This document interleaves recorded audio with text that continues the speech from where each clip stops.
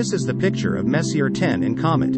It was imaged on July 15, 2022. Comet C 2017 K2, Pan-STARRS, had a Messier moment, sharing this wide telescopic field of view with globular star cluster Messier 10. Of course, M10 was catalogued by 18th century comet hunter Charles Messier as the 10th object on his list of things that were definitely not comets. While M10 is about 14,000 light-years distant, this comet Pan-STARRS was about 15 light-minutes from our fair planet following its July 14 closest approach.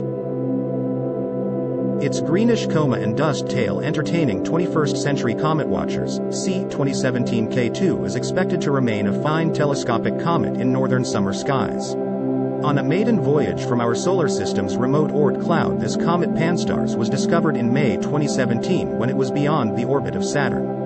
At the time, that made it the most distant active inbound comet known. Its closest approach to the Sun will be within 1.8 astronomical units on December 19, beyond the orbital distance of Mars.